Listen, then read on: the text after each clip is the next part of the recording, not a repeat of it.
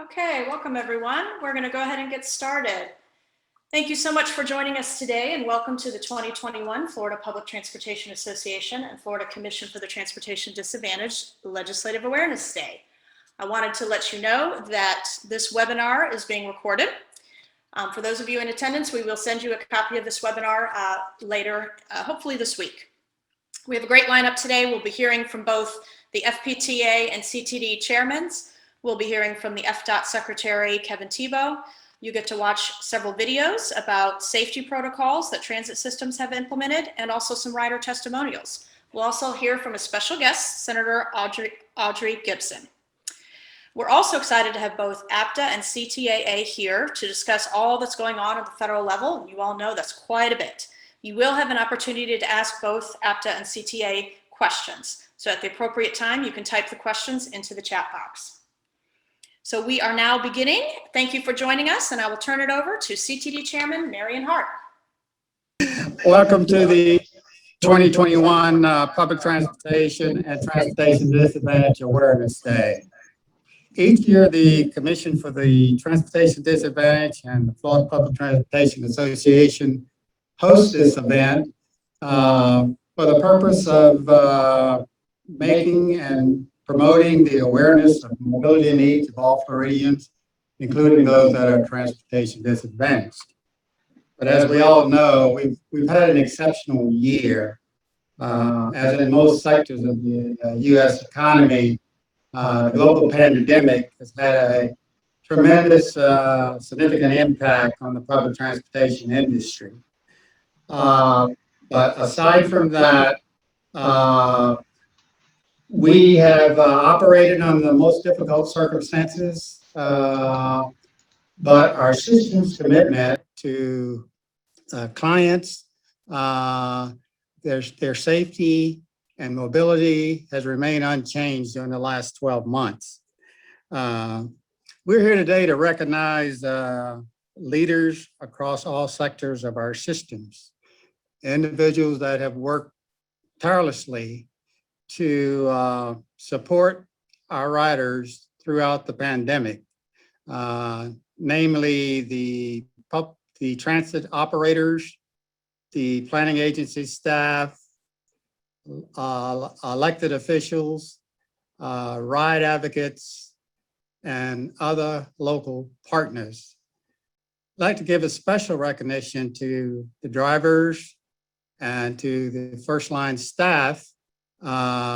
Many of them have put their own health interests potentially at risk for the sake of their riders. The Commission is proud to be a partner in supporting a statewide effort to assist our providers in continuing to deliver service to all Floridians who happens to be transportation disadvantaged. March of 2020, the Commission created a rescue fund.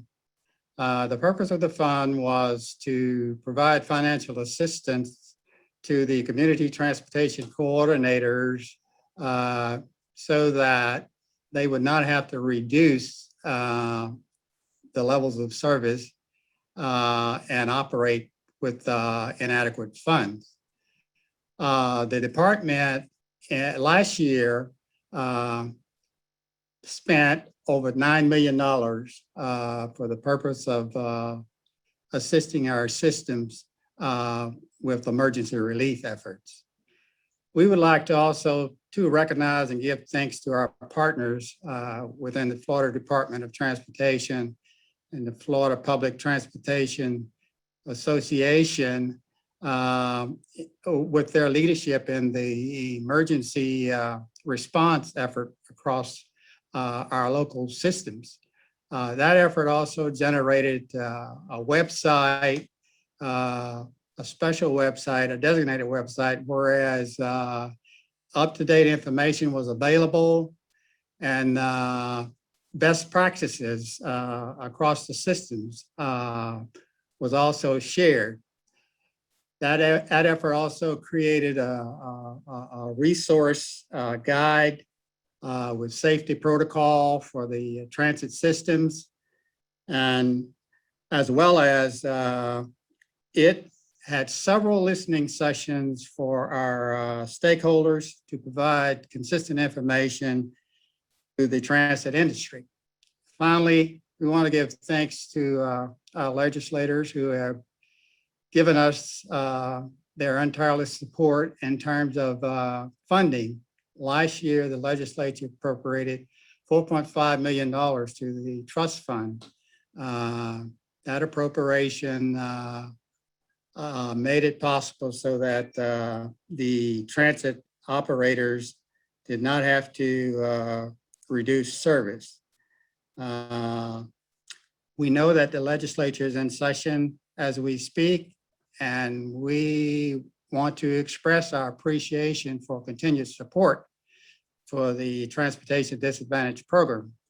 And personally, I want to thank all of you for participating in this important event. Now, it is my privilege to introduce our next speaker. He is Clinton B. Forbes. Over the past 30 years, Clinton has pretty much substantiated and solidified his reputation as a leader and an innovator in public transportation. Clinton is a native Floridian. He's also the executive director of PalmTran, as well as serving as the chair of the Public Transportation Association. He joined PalmTran in this position in November 2015. His role involves extensive fiduciary responsibilities for a $136 million organization. Clinton holds a bachelor's degree from St. Thomas University, Miami, in political science and public administration. And he has re-energized and transformed Palm Beach County Transit Agency to where it is today. Welcome to Chairman Forbes. Thank you, Chairman Hart. Thank you, Chairman Hart. Good afternoon. My name is Clinton Forbes. As Mr. Hart mentioned, I'm the Executive Director of PalmTran Public Transportation in Palm Beach County and the current Chairman of the Florida Public Transportation Association, FPTA. I am so glad that all of you could join us for our 2021 Virtual Legislative Day. So before I begin, I'd like to thank the Commission for the Transportation Disadvantage for partnering with our organization to hold this virtual event.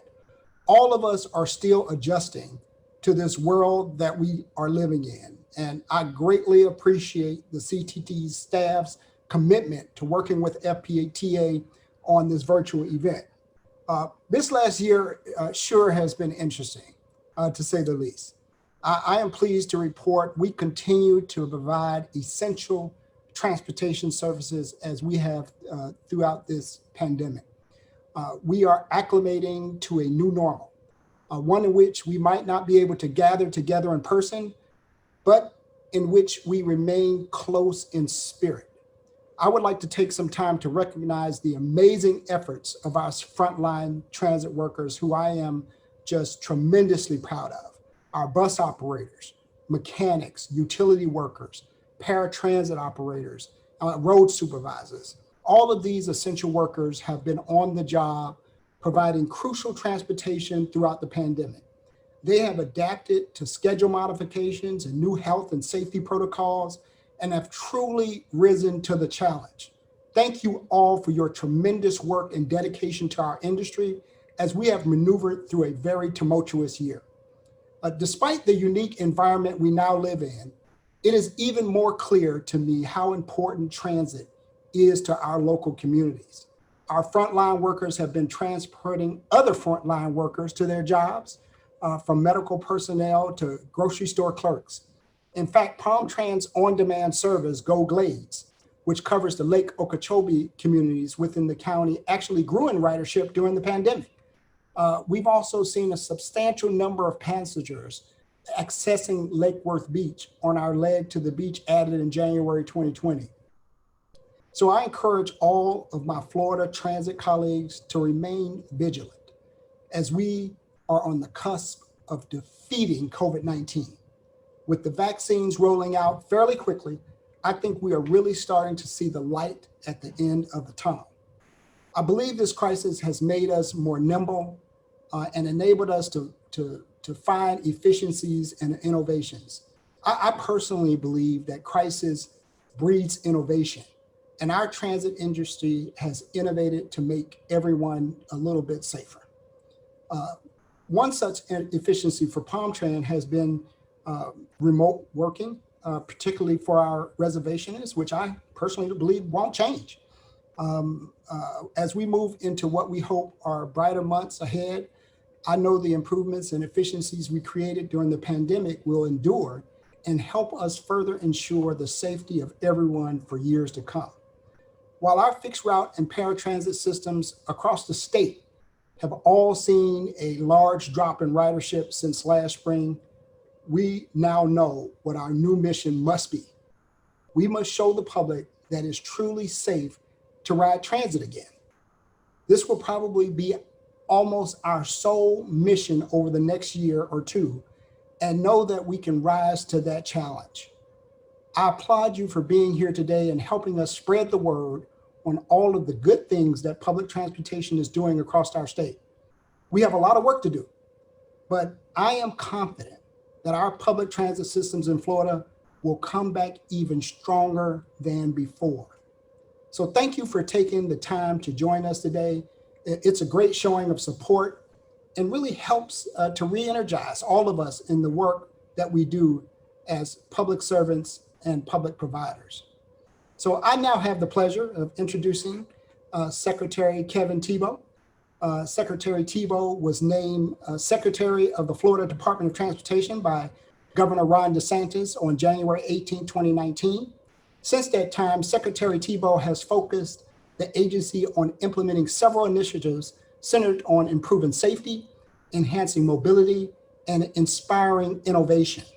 Secretary Tebow has spent half of his professional career in the private sector providing transportation engineering services for states like Florida, Massachusetts, Rhode Island, Vermont, Indiana, Kentucky, California, and Virginia. For over 16 years, Secretary has served in various roles within the Florida Department of Transportation, from project manager to executive leadership, and has consistently focused on the importance of partnerships to deliver the transportation needs of the state. And I personally have to thank the Secretary for our virtual meeting in October 2020. Just a check-in by him and his team on how we are dealing with the pandemic and offered assistance where necessary. It was a very engaging conversation, and at a minimum, it showed that at the state level, you care. And so I understand that PalmTran was not the only transit property you did this for. You had a traveling virtual show around the state, and that mattered to the Transportation Operations Secretary. So thank you for that. The Secretary Tebow received his Bachelor's of Science degree in Civil Engineering from the University of Massachusetts, Dartmouth, where he serves on the Dean's Advisory Council for the university's College of Engineering. Please, let's give a great virtual welcome to Secretary Tebow. Thank you, Clinton. Thank you for those words. And I love your confidence, by the way. We will overcome COVID-19. That was great. So thanks to everyone for having me here. Marion, nice to see you as always. Again, Clinton, the same here. Love to have the conversation with you at any time with PalmTran. And glad to be here to talk about a little bit about what the department is doing and kind of giving everyone an update. So thank you, Lisa, for driving. So we can get to the next slide. So you heard a little bit from Clinton on what are we focusing here at the department. So we continue to implement what we call the vital few, which has been moving into the fabric of this agency to support our mission of moving people and goods throughout the state of Florida. So I want to take a few moments just to talk about each one of them. First is improving safety. As many of you know, safety is a top priority here at the agency, and it is a vital component in our day-to-day operations. One fatality on our transportation system is one too many, and the department is committed to doing everything possible to provide a fatality-free transportation network. When we look at enhancing mobility, what our focus is dedication to continuing to enhance our state's transportation system to fit the current and future needs of our residents and our visitors. So whether that's through the expansion or enhancement of existing highways or looking toward technological solutions to increase multimodal options, we are committed to building the Florida of the future today. You see the third medallion here is inspiring innovation. So the department consistently uses innovation to creatively solve transportation challenges throughout the state, and has become a leader in transportation technology deployment across the country. So the department is using these investments in emerging technologies to improve safety and increase mobility on all of our highways. And then finally, the fourth one that we want to share with you, and again, this one's a little bit more inward focused. It's about fostering talent. So at FDOT, we know we can only achieve these other three by continuing to recruit the best and the brightest transportation professionals in order to provide a safe transportation system for all of our users. So we are building a workforce for today, tomorrow, and the foreseeable future. So over the last year, Florida has continued to grow, even in the midst of the pandemic. We currently have about 22 million residents, and an additional 800 people a day continue to call Florida home. The department will continue to apply the elements of the vital few so that as we plan for the mobility needs of our residents and the millions of visitors who come to Florida each year, we are doing that as innovative as we can. Next slide. So you've heard me say this before. I know in my meetings with either FPTA or CTD, I've talked about partnerships, and it's really all about partnership. So the vital few provides that framework for all of the department's activities. The element that our transit office is particularly focused on is enhancing mobility. We are rethinking and redefining the way the department approaches ensuring mobility for all of our users. So our job is to move people and goods throughout the state, out of, into, and around the state. Our customers want us to do that faster, safer, cheaper, and cleaner. It's all about the customer. So the department is pursuing a customer-centric approach to improvements to the state's transportation system. As Florida continues to grow and the transportation options evolve, the department is encouraging and supporting regional transportation solutions wherever practical. So our success in the transit and mobility space depends on building and maintaining strong partnerships. Generally, the department is not an operator, with Sunrail as the major exception for now. And as you know, transit is about operations. So the world of transit is changing. As you heard from both Marion and Clinton, COVID-19 clearly provided challenges over the last year, but even before the pandemic, we were seeing major transformations in mobility with TNCs and micromobility that were changing transit. As transit and mobility options continue to change, so will our partnerships. Tomorrow, I understand Brad Thoburn and Liz Stutz will start what I hope is an ongoing dialogue about the role we can play in building our partnerships and some more supporting transit in the world of new mobility solutions. So I challenge you to beginning thinking about how this will help us advance that discussion. Next slide. So our major urban centers are becoming more regional, and therefore so are commuters. But most transit systems are local, and even those areas with more regional-based systems are not always connecting the customer with their final destination. We need to find a way to integrate transit systems with local services. So I think the challenge for regions like South Florida, Central Florida, Tampa Bay area, and Jacksonville is to think about how we can make sure regional trips are seamless for our customers. Orlando has a little advantage since Lynx is already regional, and JTA has built some regional partnerships, so those are great starts. But in the end, we really need to be thinking about how we facilitate seamless connections between modes on a regional scale. Next slide.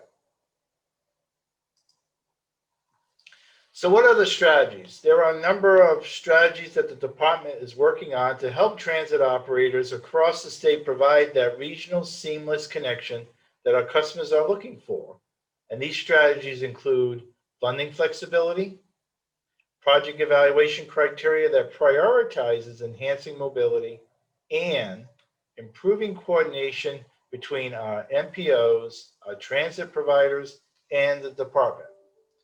We are looking at technology pilots aimed to reduce travel time and the number of connections needed, developing purchasing contracts for use by our partners, and assisting smaller agencies with the upgrades needed to make their services more efficient.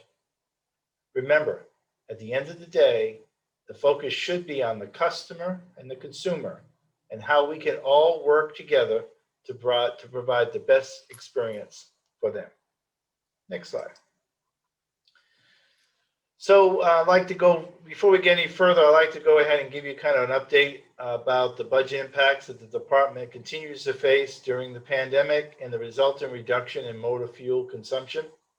So last August, the Revenue Estimating Conference, which is a series of economists here in Tallahassee that do the forecasting for our transportation revenues, came up with a projected $1.4 billion shortfall through fiscal year 2026, including more than $700 million just in the current year. While the projections in December were increased slightly, and we did get some preliminary ones last week for March, the net projected revenues through fiscal year 26 are still about $1 billion lower than what we projected just last year in January of 2020. So to balance the revenue shortfall, the department had to reduce planned commitments in our operating budget. We have adjusted bonding levels to preserve as much of the work program as possible.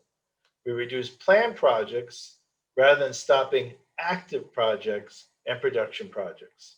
We did this in coordination with many of our local partners.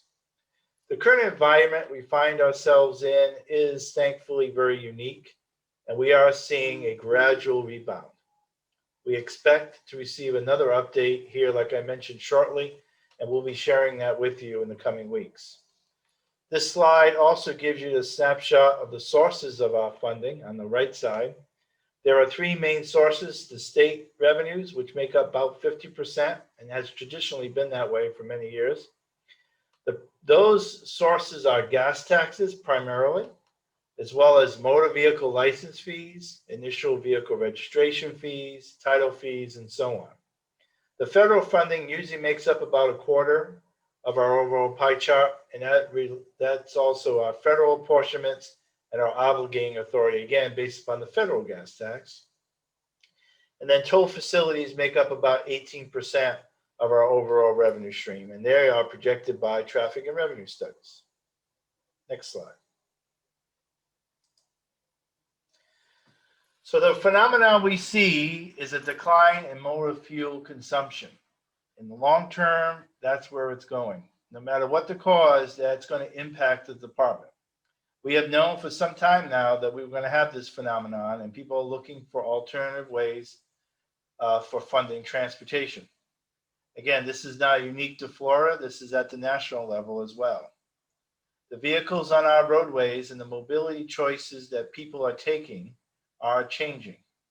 Over the past several years, it's been clear that the gas tax will peak and begin to decline by the end of the current decade due to the continued emergence of electric vehicles on our highways and the higher fuel efficiency of the vehicles out there today. Vehicle manufacturers have already begun making the EV shift.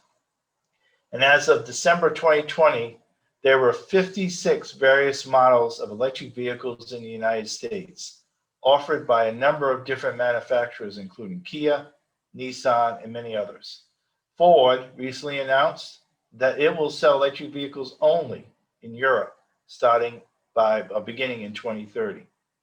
Other manufacturers have announced similar plans, including Volvo, who plans to be fully electric by 2030 and will introduce a new family of electric cars that will only be offered online for purchase. Even our carriers, commercial carriers, are changing their fleets. FedEx has announced its intention of having a fully electric fleet by 2040.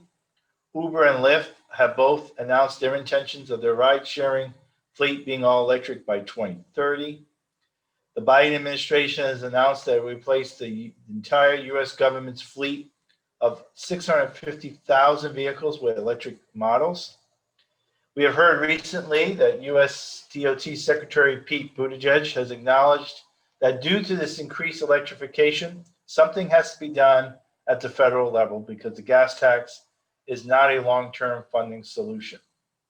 So we expect over the coming months and maybe even years, the new administration will be continuing the discussion of a gas tax replacement at that national level.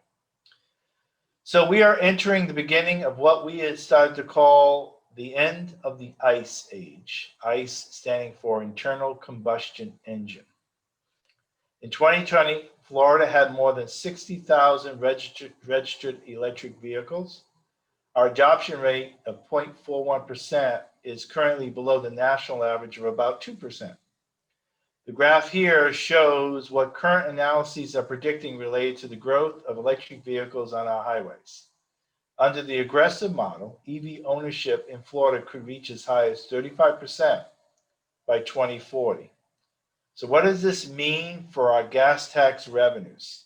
So by that same 2040, and if nothing changes, we can expect a reduction in gas tax revenues anywhere from 8.4% under the conservative scenario to as high as 30% under the aggressive model. All of this while Florida continues to grow and we're increasing our demands on our transportation system. Next slide. So on January 28th, Governor DeSantis released his Florida Leads budget proposal for fiscal year 21-22, which is the legislature is working on right now. The governor is focused on continuing to position Florida as a leader in the nation as we continue to recover from the pandemic. The $96.6 billion budget builds on key investments while at the same time safeguarding taxpayer dollars and maintaining strong fiscal reserves. The proposed budget contains significant investments in our transportation infrastructure that will relieve congestion, ensure efficiency, and improve safety for all of our users in Florida, as well as the millions of tourists that come here each and every year. This year's proposed budget for the department totals about $10.4 billion, of which $9.47 billion for the state transportation work program, which will provide vital funding to increase infrastructure capacity, provide new highway construction, bridge repairs, seaport, aviation, and transit program improvements, and a number of safety initiatives. The governor's budget proposal also recommends $50 million for the Economic Development Transportation Fund, which is also known as the Road Fund. This provides funding for projects to help facilitate economic development by getting rid of location-specific transportation issues, including adding new access roads, signalization, and so on. We're excited to be able to support the governor in this effort, and I know we'll continue to work with our legislative partners in getting this budget across. With that, Lisa, Clinton, Marion, and others, that completes my short presentation, and thank you again for having me here.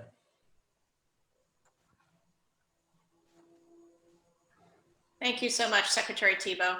Clinton, are you still there with us? Yes, I am here. Can you hear me? Yes. All right. Yes. So thank you, Secretary Tebow, for your leadership. Your words of encouragement and support are greatly appreciated. It clearly shows that we are going in the right direction with your leadership, and thank you. And the transit office at FDOT, especially Liz Stutz, for the incredible help, all of you have given us during this very difficult time.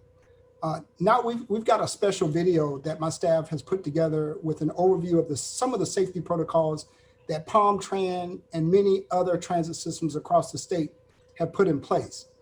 At Palm Tran, we work closely with our employees, our union partners, the Amalgamated Transit Union, Local 1577, and our Service Employees International, SEIU, to protect everyone's health and safety. Thanks to funding from the CARES Act, we installed what we call bus operator office doors, which are transparent barriers, which helps mitigate the transfer of droplets and adds additional safety features for the protection of bus operators. So these doors separate customers from bus operators and essentially reduce the spread of germs. So Palm Tran has taken numerous other steps to curb the spread of COVID-19. These measures include installing new touchless wheelchair securement devices, requiring drivers and riders wear masks, cleaning and disinfecting buses on route and at the end of routes. We are utilizing UV lighting to eliminate bacteria and mandating employee for temperature screenings as they enter our facilities. We also stock all of our buses hand sanitizing stations. So Lisa, if you could help me with this, let's go ahead and start the video. We all had to evolve with this new disease, and I'm just proud of the innovation and ingenuity that we have been able to implement at Palm Tran to help keep our community safe, to help keep our employees safe. Palm Tran acted quickly and decisively, installing operator office doors on all buses.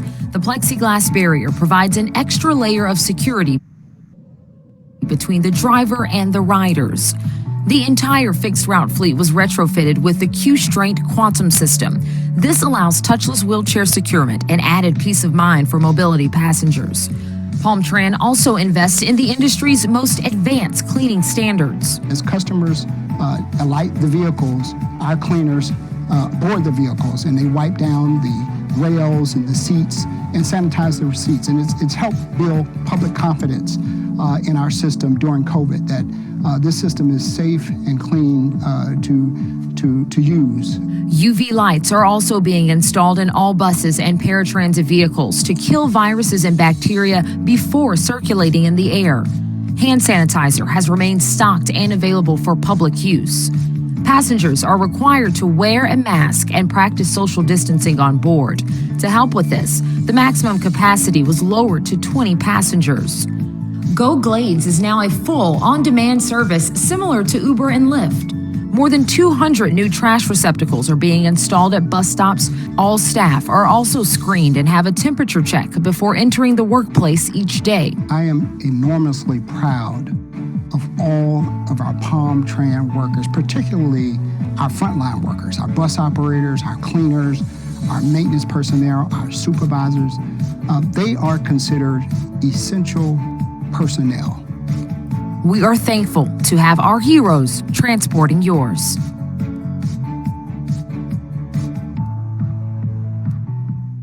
While these are challenging times, I'm proud of the work that's continued at Palm Tran.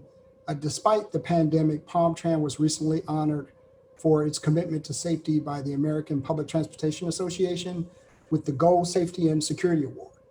This award recognized a number of initiatives put forward by our performance improvement program called PT Stat, Palm Tran Statistics, which analyzes data and allows all members of the organization to suggest initiatives to improve performance.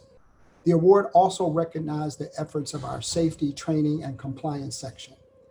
Thanks to excellent training methods and compliance by our bus operators, Palm Tran averaged only 0.65 preventable fixed route collisions per 100,000 miles in 2019, well below our stretch goal of one collision per 100,000 miles. I know all of you have instituted many new safety protocols, and I congratulate everyone for their commitment to the health of their employees and the general public. Now I'd like to introduce Mr. David Darn. David is the Executive Director of the Florida Commission for the Transportation Disadvantaged. He has served on a variety of boards, including the Governor's Commission on Disabilities, the Florida Alliance for Assistive Services and Technology, and is currently an ex officio member of the Florida Public Transportation Association. David is going to introduce a video from some riders here in the state of Florida and how much they appreciate the availability of public transit. Please welcome David Dar. Thank you, Chairman Forbes. I appreciate the opportunity to be here today representing the Commission and this partnership with FPTA. But it is especially an honor to be introducing a very important customers, because why we are here, all of us talking about partnerships and the innovation and the forward thinking of our state, it is ultimately in the service of the people that we serve, being individuals who we call transportation disadvantaged, but these are individuals like myself and others who have the same desire to be mobile, to be a contributing member of our community, and transportation serves as the link to getting us to all the activities that we need, whether it's to our jobs, healthcare, education, social interaction. All of those, transportation touches all of those important components of our lives. And so I want to say I really appreciate the work that Lisa Bacot and her team did, and as well as our team, John Irvin and others who have reached out to these individuals to provide for them, giving them an opportunity to provide their testimony. So with that, we will turn it over to hearing some of the individual stories about how transportation has touched their lives over the last year during this particularly challenging times that we live in. Hi, my name is Manes Passes. I would like to say thank you to the legislators for all the help supporting transportation in the state, especially in Palm Beach County. I live about 20 to 25 minutes away from work.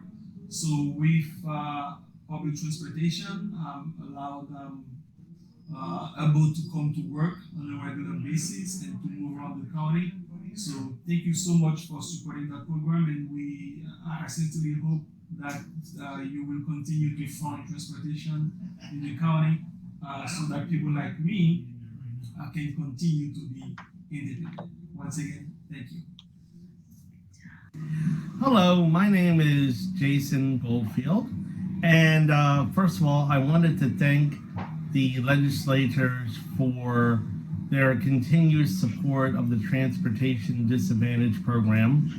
I find the program very, very useful, and I use it quite a bit on a daily basis, almost 7 days a week, to go to work and to go shopping, go out to other venues, and to religious activities as well. So I wanted to thank you for your support and your time and your continuation of this wonderful and valuable program. Hello, my name is Nicole Fincham-Sheehan, and I currently reside in Palm Beach County in the city of Jupiter. I am currently blind and a mother of a 4.5-year-old son and a 2-year-old daughter. I want to thank you for your funding of the Transportation Disadvantage Program. The TD program is such a vital program in our community. It allows individuals like myself who are blind to be gainfully employed. Without this transportation, I would not be able to get to and from work each and every day and the activities that I am required to do within the community for my job. Blind people have an unemployment rate of over 70%. This is higher than any race, ethnicity, disability, or any other group that you would want to compare us to. Therefore, transportation is key for us to live independently and be able to engage within our community.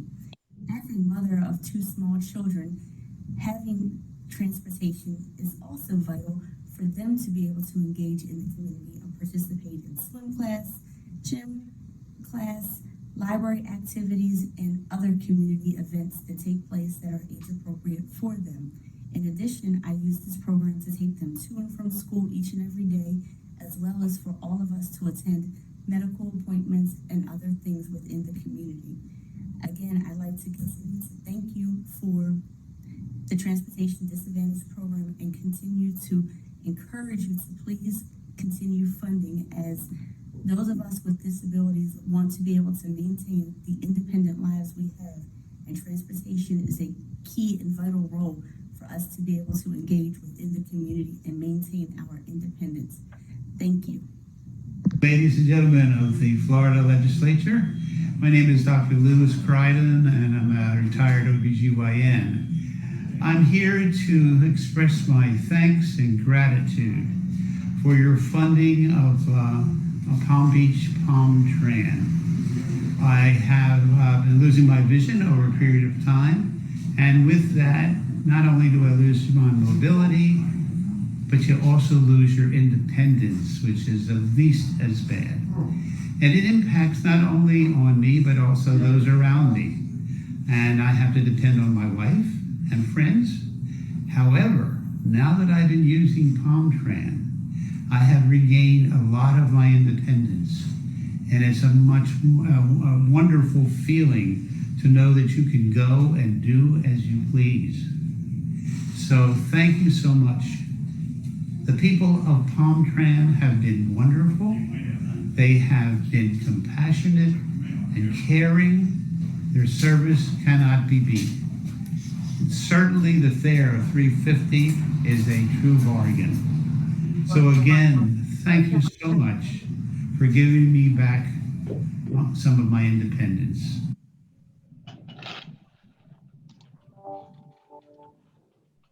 And just to echo our last writer, it is very important that I think our theme for our program, regardless of the individual circumstance, the types of needs that they have, it is about independence and the ability to give back to the community. And so these were just 4 individuals, but we've had countless and countless individuals like them who have been touched by our program and touched by our partners at the community level, and all the advocates. We want to thank you for continuing to ensure that those individuals do have a high quality of life and independent living throughout this very extraordinary year. So again, thank you to all who participated in that video, as well as to all of those out there in the systems who are advocating for those riders to continue to be able to be served.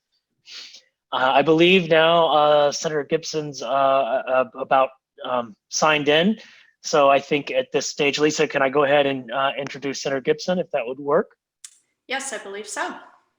Great. Well, I'm very pleased to introduce our next speaker. Our system has been able for more than 40 years to flourish and be a leader in the nation. And that's largely because of advocates across all sectors of the economy and of government, but especially because of our state elected officials at the legislative level who have been tireless advocates throughout the decades to continue to support the Transportation Disadvantage Program and all that we stand for. And Senator Gibson has been one of our greatest voices throughout her tenure in the legislature. Senator Gibson comes actually from my hometown in Jacksonville. So it's a pleasure both as a representative of this organization and as a former resident of Jacksonville to introduce her. She was originally elected to the Senate in 2011. She also served in the House of Representatives for 8 years, so she has a long resume of experience working and advocating for those that we serve. She is currently the Vice Chair of the Judiciary Committee and also sits on the Appropriations Subcommittee of Transportation, Tourism, and Economic Development. Basically, this is the committee that really makes the big decisions when it comes to our funding. So we're very pleased that we have her representation there. And she serves on several other committees as well. Senator Gibson in 2014 was named Legislative of the Year award by our organization, the Commission for Transportation Disadvantage, and she continues to live up to that honor. So without further ado, I'm very pleased to introduce Senator Gibson. Hello, everyone. Well, thank you so much for having me. And I just caught the tail end of the video presentations about the transportation disadvantage. And my face just lit up and I smiled from wall to wall, not even ear to ear. because that program is so important. And I continue to, I'm trying to open my screen here. To continue to be on the battlefield in that arena. And I know we have moved forward over the years, particularly once we did that study and we saw some real numbers instead of the foo-foo numbers that people were discussing about ridership. That put us on a glide path forward. So, and this year, let's see here, I'm looking at what we did here. Certainly there aren't any cuts to TD. I always believe we can always have more and more and more for those individuals who really, really need and depend on the transportation to get them around. And overall, though, I am a transportation study period, because it moves people from point A to point B. And when we have good transportation systems and good infrastructure, which we could use certainly some better in some places, then it adds a quality of life that is extremely important. And so this year we did have to scale back on some projects based on the budget, but those were more like road projects, not so much transit. And transit, I think, is in a good place locally, largely, because most of our work, the state funds, go to infrastructure, which is kind of like TED a little bit. So if there, what questions can I answer for you all?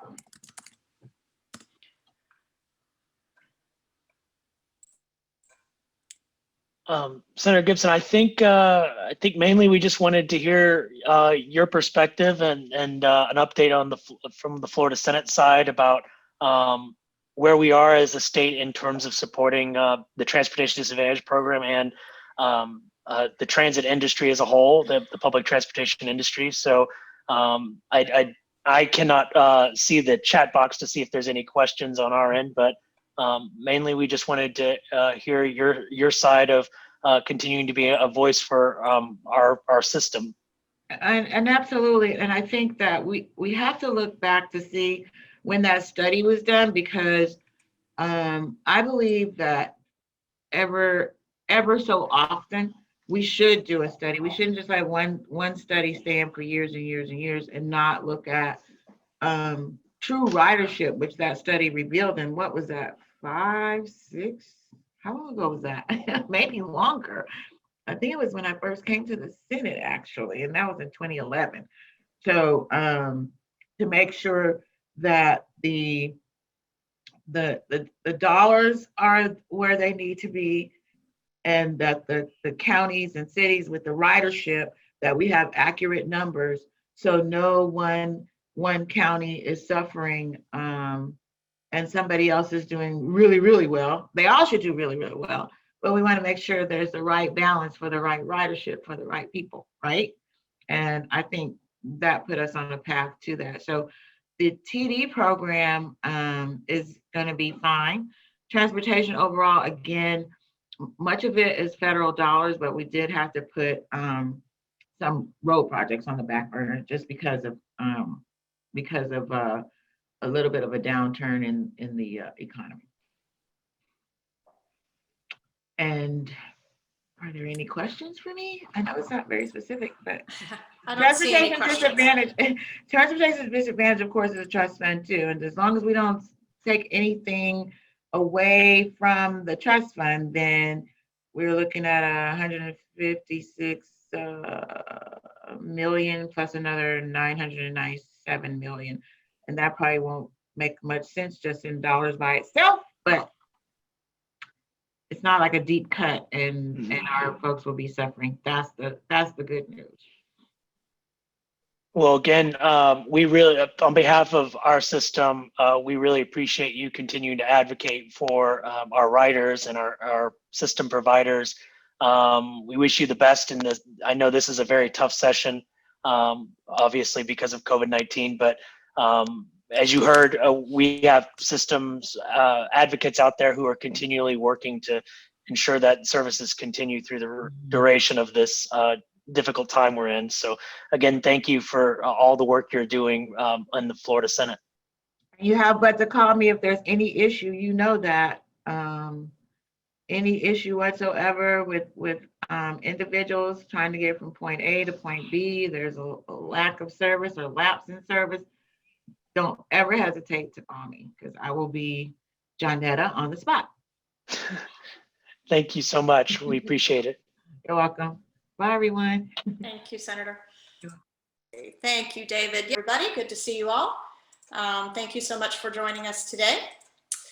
I get to introduce both Ward and Scott, our federal partners up in Washington, D.C. So we're going to introduce Ward first. Ward McCarriger is the Vice President of Government Affairs and Advocacy of the American Public Transportation Association, or APTA. In this role, Ward leads APTA's outreach and advocacy efforts to Congress and the administration, such as APTA's successful advocacy for $69 billion of COVID-19 emergency transit funding in 2020 and 2021. Prior to joining APTA in April 2018, Ward served as Majority and Minority Chief Counsel of the Committee on Transportation and Infrastructure of the U.S. House of Representatives for the past 20 years. Prior to becoming Chief Counsel, Ward served as Minority Counsel to the Subcommittee on Surface Transportation and the lead staff person on public transportation issues for several years. Throughout his career, Ward has been involved in every major surface transportation reauthorization act of the past 25 years, including Fixing America's Surface Transportation Act, or as we all know it as the FAST Act. So certainly Ward is more than capable of giving us an update of what's going on up in DC. So thank you, Ward. I'll turn it over to you. All right. I apologize, but I'm going to stop my video because I'm having some bandwidth issues today. And I think with that, thank you, Lisa and David, and for all of your advocacy on behalf of public transit. And just hearing those Palm Trans stories, they were a great idea of what I will really ask you to do today, which is partly to tell your story at a local level of the difference that you're making, both on the COVID funding and as we look to a brighter future. Next slide, please. So 2020, we got $39 billion of COVID relief funding. As we looked at the new year, we saw kind of a unique opportunity. We had a new president who was very focused on COVID and a Democratic majority, kind of surprisingly, because of the Georgia races, and saw this opportunity to really try to advance and stabilize the industry over several years. So we sought $39 billion of COVID funding to kind of carry us through 2023. And that was based on an independent economic analysis. Next slide. And we were extremely successful through that. And I thank all of you for your efforts in making that happen. We received $30.5 billion of transit funding and 1.7 for Amtrak. I'm going to focus today mostly on the kind of the larger urban side of things. And then Scott, I think, is going to talk more about rural and the seniors and persons with disabilities program. So it was really, the funding was split into three main categories: $26.5 billion for formula grants, $2.2 billion of emergency discretionary grants, and then $1.7 billion of capital investment grants. You see, almost 90% of it was distributed through the formula. Next slide. So as a general rule, these funds, except for the CIG funds, are for operating expenses. It's 100% federal share. And under the rescue plan, these funds are available through September 30th, 2024. Now that's different from the CARES Act and CRISA funds. Those funds are what are known as no-year funds, and they never expire. These funds do expire.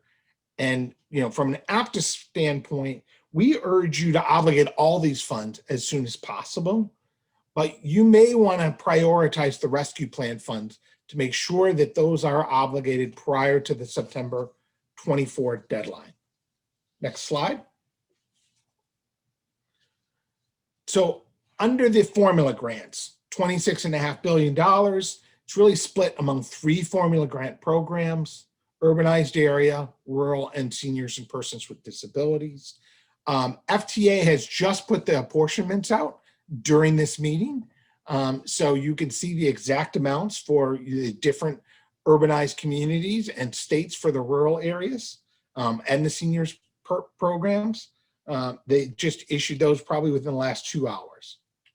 So the funds pursuant to the statute are directed to payroll and operations unless the agency certifies that it has not instituted furloughs. And that applies now to both the rescue plan, CRISA funds, and any remaining CARES Act funds that are not obligated. Next slide. So all states and urbanized areas receive formula funds under the rescue plan. For the urbanized areas, every area receives at least 132% of their 2018 operating costs. CARES Act, CRISA, and ARP combined. When you combine those 3, you get at least 132% of the operating expenses. I'll let Scott talk about rural and seniors with disabilities, but this was a very important principle for APTA, because there's even a provision that if you had already received more than that, 132% through the CARES Act, instead of getting 0, which some communities, in fact, many communities got in CRISA, every community gets something. And that was a key principle for us to ensure that every transit agency can address its needs and continue to be a lifeline to its community. So for Miami, it's $500 million, more than $500 million under the ARP. Orlando, $79 million. Tallahassee, $10 million. And when you combine that with the other amounts, it's $1.2 billion for Miami, 184 for Orlando, 24 for Tallahassee. Those are extraordinary amounts to help stabilize the agencies, and those are for the overall urbanized areas there, but those will help all the agencies within that urbanized area stabilize and move forward. Next slide. So there's also more than $2 billion of emergency discretionary grants.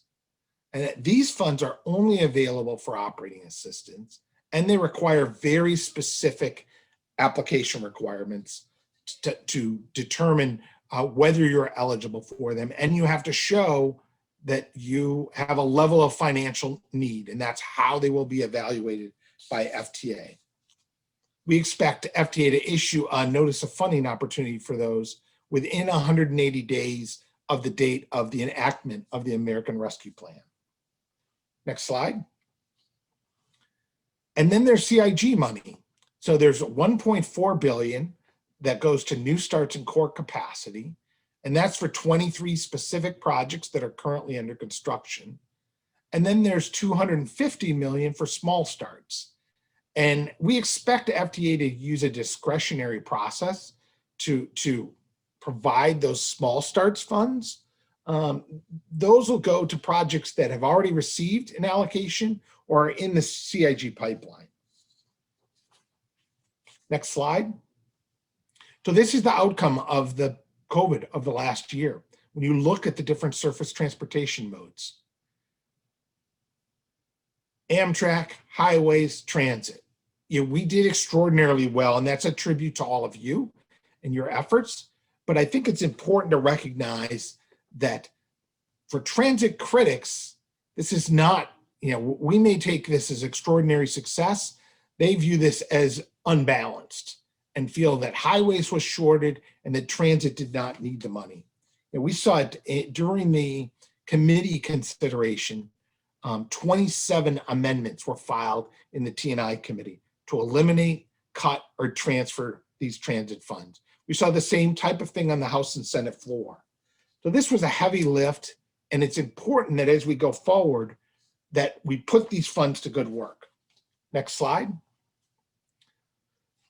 So that's really our message on the COVID funding is, first, thank your senators and representatives for the funding.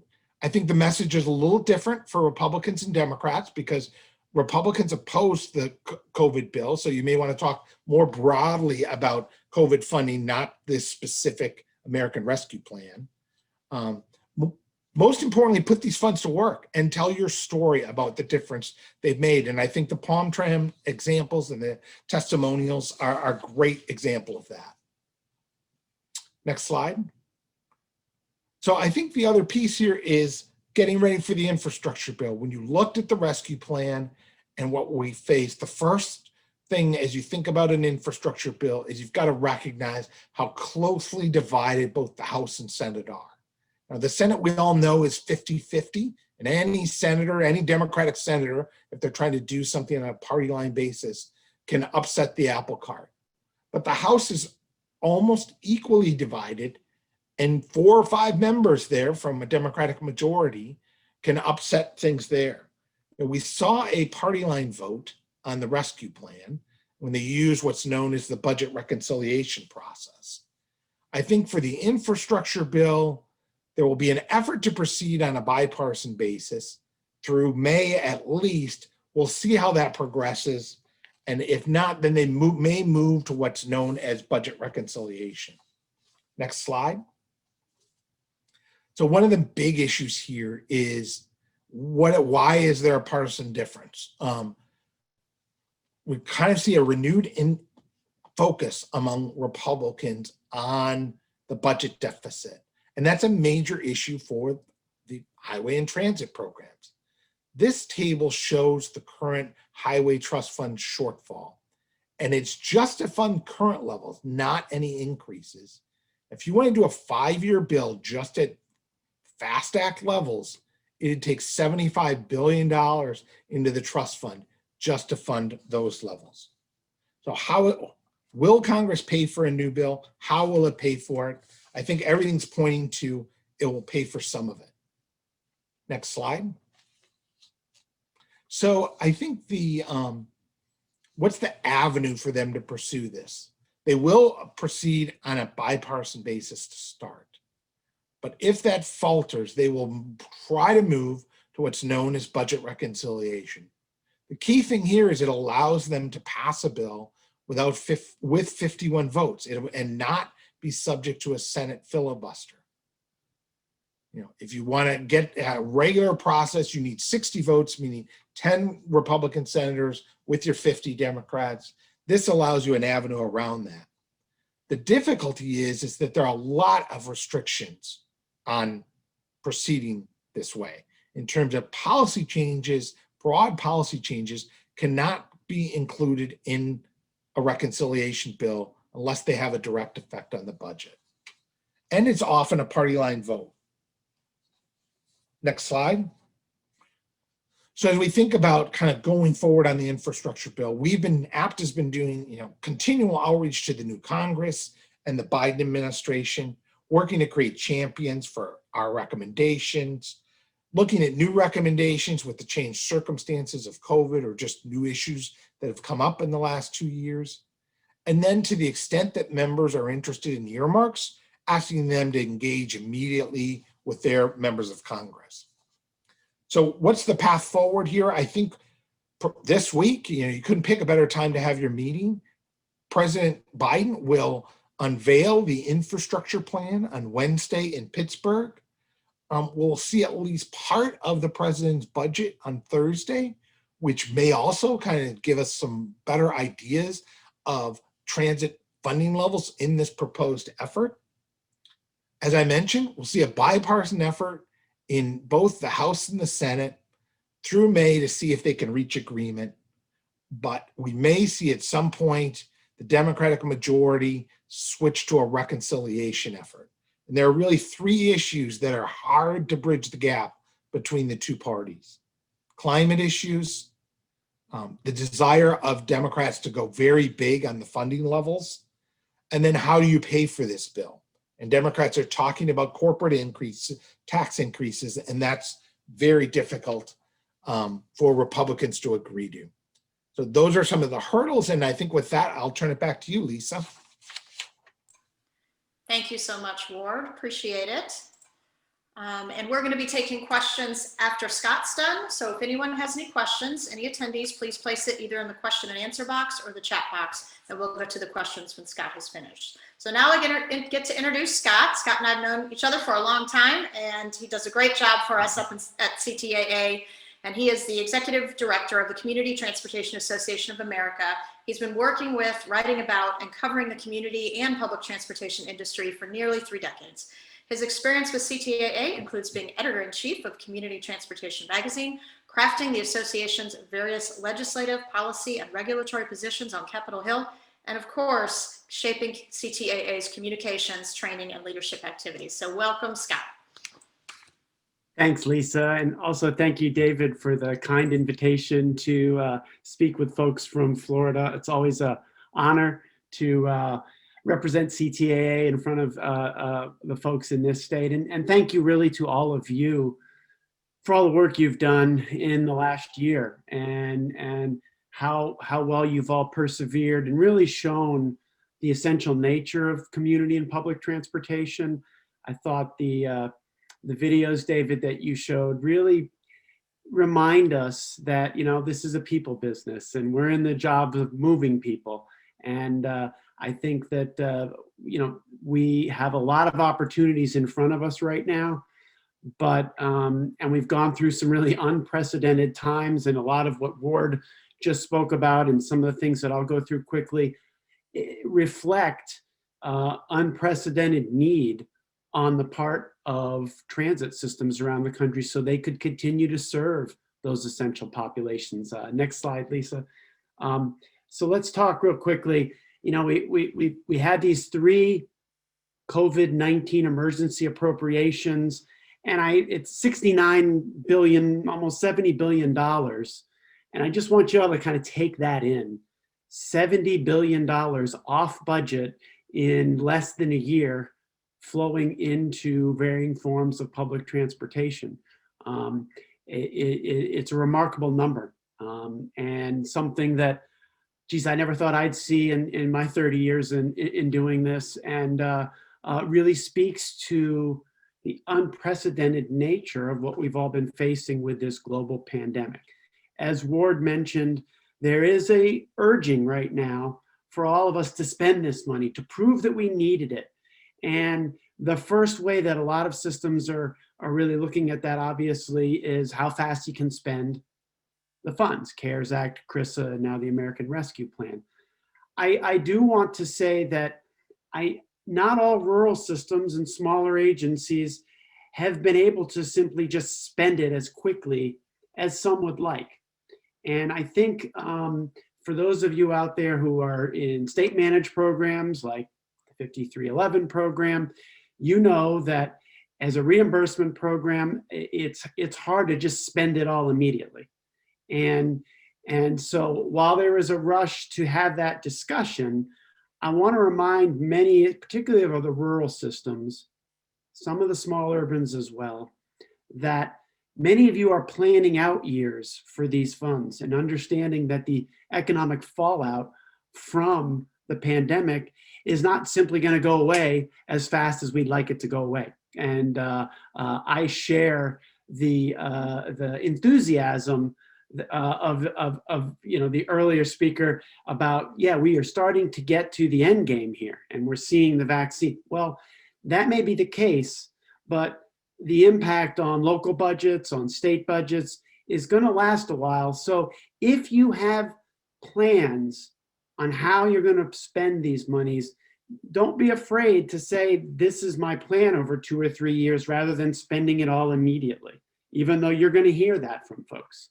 It's really critical to kind of take that into account. Next slide, Lisa. And thanks for moving the slides along. I appreciate it. Here's a chart, just all 3 programs. You know, when we're talking the small urban and rural slice of that is about 10%. Large urban over $1 million is about 80% of that $69 billion.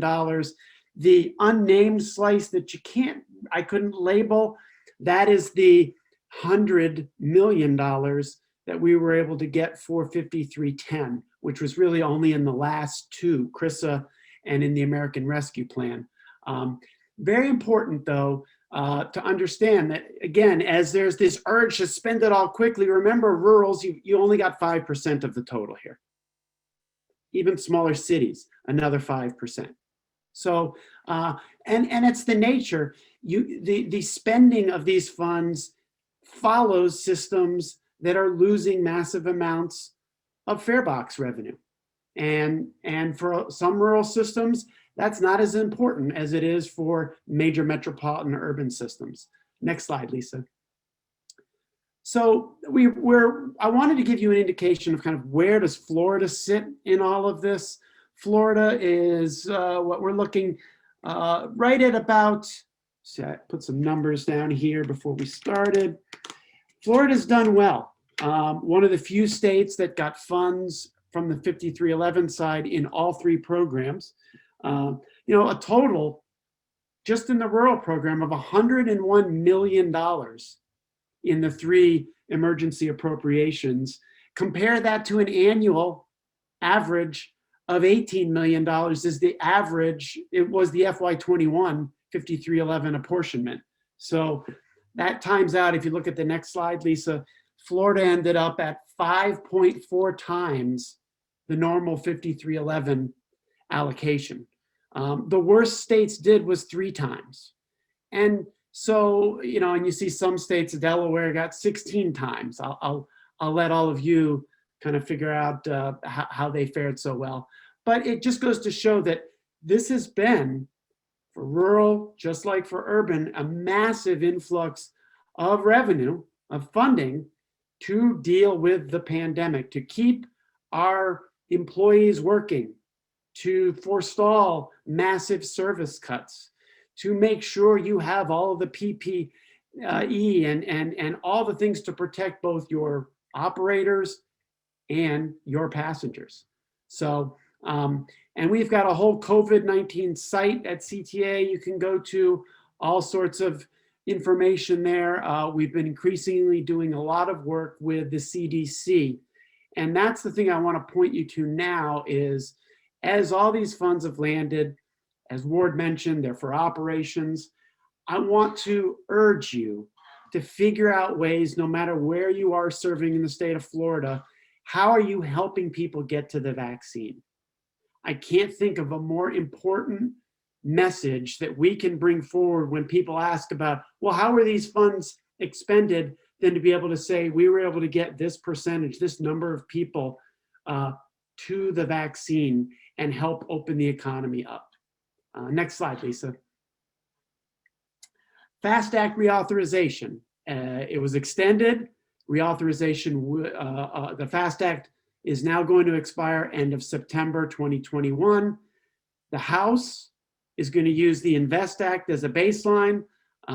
They're hoping for a May markup, although a lot of that will be dependent on what the president does in the next couple of days with infrastructure and the budget. The Senate Environment and Public Works Committee with the highway title also is looking at a May markup, and the Banking Committee we're thinking is going to be a little bit later.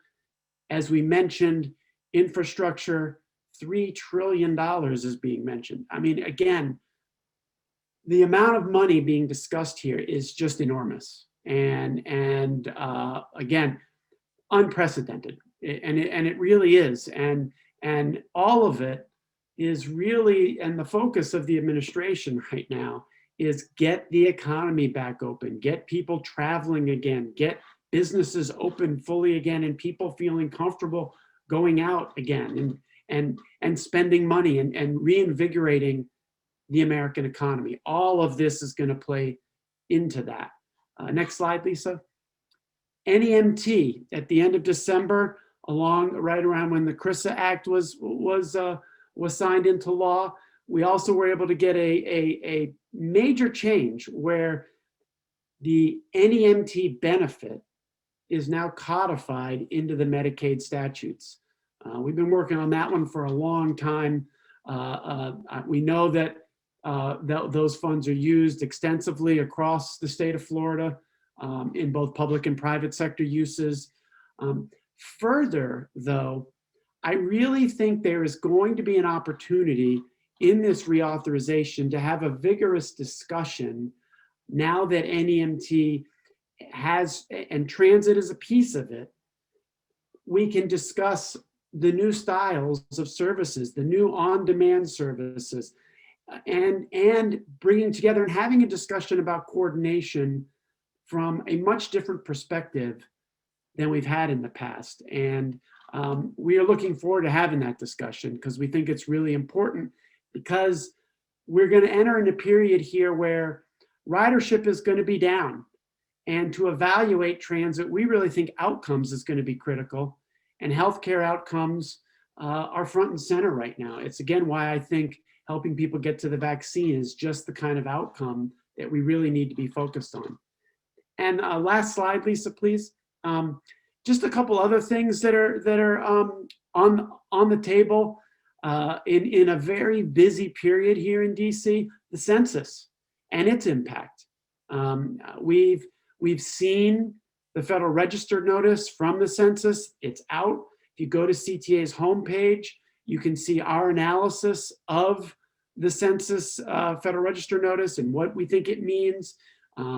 There's a lot of important stuff there for systems of all sizes, rural, small urban, mid-size urban. There's a lot of important stuff. And then as Ward mentioned, and I see Brad has a question, earmarks are returning. And the House has agreed to earmarks. I don't think the Senate has yet, but they've already put in procedures for them, both earmarks within the reauthorization, earmarks within FY22 appropriations, different levels for those. It's going to be really interesting to see. Many of us, many of you have worked on, for instance, increasing the bus and bus facilities program. And if we look at Invest Act as a baseline, we're going to see a lot of increased investment in bus capital. How will that work in an earmark environment? What will be competitive? There's a lot of questions right now as we move into this spring season, and there's a lot to do. So with that, Lisa, I'll turn it back to you, and I'm happy to answer any questions the audience might have. And again, thanks to all of you, and thanks for the opportunity to be here today. Excellent. Thank you, Scott. And I see Ward has joined us. So we do have some questions. First question that was asked a little earlier, I think when Secretary Tebow was here, I'll do my best to answer that. Edward asked, some states are exploring a mileage-based user fee or similar program to augment the gas tax. Is FDOT looking at any such program or pilot? So I'm going to answer that as best I can. First, the good news is our Florida gas tax is indexed with inflation. So it goes up when inflation goes up. So that's something that the federal gas tax does not do. So that's a benefit to us here in Florida. In terms of the mileage-based fee, I don't think there's been any serious proposals to look at that here in Florida. However, this year, Senator Brandis has brought forward a fee for electric vehicles. As the Secretary mentioned, our trust fund and all trust funds will continue to go down if we're not collecting gas tax on vehicles. So there is a small fee that a senator is looking to put onto electric vehicles in the future. So hopefully that will answer that question for you. However, I would like to ask both Scott and Ward, are you hearing that at the federal level, they might either go to a mileage-based system or possibly increase the gas tax? Well, I think it's a great question, and I think what we've seen so far is Secretary Buttigieg has gotten both those questions, both in his confirmation hearing and then last week when he testified his first hearing before Congress, when he testified before the T&I committee. And both times he kind of talked about, well, we need to look at everything, kind of everything's on the table. And both times after the hearing, it was walked back. So I think from the administration's perspective, they have really set a red line of we're not doing anything that increases taxes to anyone who earns less than $400,000 a year. And I think they seem to be grouping these within those categories. And so I think with the VMT, I think it makes it very difficult to do a gas tax. And that's been a problem for 25 years. I think for VMT, there will be a national pilot as part of this. I think people really want to see this bill get us to a point where the next bill could implement a VMT. I think implementing a VMT in this bill is probably too heavy a lift from the technological standpoint of all the changes that would have to happen. You want to add to that, Scott? Yeah, I agree. You know, the slides that Ward showed, they're stark. The trust fund and the shortfalls and the whole surface transportation program being something that kind of is paid for out of the gas tax is a misnomer. It has been for a while, and it's getting worse. We're supportive of all and any concepts to increase and diversify investment as long as transit remains part of the trust fund. We're not supportive of ideas that take transit out of the trust fund. We need kind of the protection and the guarantees and that, but we've got to come up with other ways. Secretary Tebow's slides and the electrification of vehicles across Florida.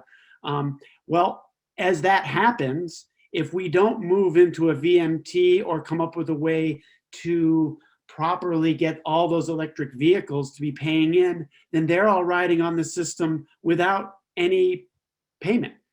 It's not if, it's when. And I'd like to tell you that Congress and the administration would get a backbone and really look at something like small increases in the gas tax that would make sense. Typically when members leave Congress and join blue ribbon commissions and they're asked about, well, how do you solve this issue? They immediately say, well, of course, you got to raise the gas tax.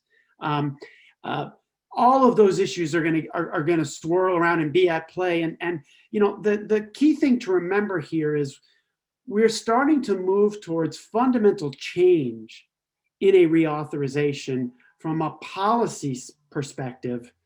And we've got to have that same fundamental change right alongside it in the investment, in the policy direction. One without the other isn't going to work. All right, thank you. And I know Brad had asked a question about the earmarks. I don't think you answered it, Scott, but do you all know the funds for earmarks for transit? Will it come out of other existing transit programs, or do they come from some other part of the DOT budget? Ward, maybe you know that answer to that one? Well, I think I don't know the specific answer. I think the key part though is, first, there are two completely separate processes at this point, and there may be more. So you've got the House authorization effort through the Transport T&I Committee, House T&I Committee. That has one set of criteria. The Appropriations Committee and the Transportation T-HUD Subcommittee, where they are going to look at transportation appropriations earmarks, has a different set of deadlines and slightly different criteria. So I'd say the first thing for any of these, if you want to seek earmarks, is you need to talk to your member of Congress about what that priority is and get them to prioritize it within what are going to be hundreds of community interests coming to them for projects. Second, in terms of that, historically they did come within, say, the transit program. So the bus facilities program was earmarked back in 2005. Those were within the overall program levels. I think here it's a little less certain exactly how they'll do it. I don't think they've fully settled on exactly how they do it. I think at this step of the process, the key is if you have a priority you want to ensure it gets funded, really be making the case to your House member at this point. The Senate still hasn't fully decided on earmarks. I do think they will eventually, at least the Democrats there will pursue earmarks. The Republicans a little bit more of an open question. And if I can, Lisa, I agree with Ward on all those points. And maybe some of you are wondering, like, well, why earmarks? Why are we going back? And I think one of the things that we should all take into account here is the ability for earmarks to cut through the partisanship that is really plaguing the ability to get anything done in Washington right now. And it's not a guarantee, mind you, but the ability for both parties to have major projects that they support and build support for in a transparent way that is within bounds and rules that are going to be pre-agreed to, could get us past having everything either go right along party lines and 1 or 2 votes. That's important. We've got to get the whole issue of how we move people around the country out of the partisanship and back into a nonpartisan, if that's possible, kind of mentality.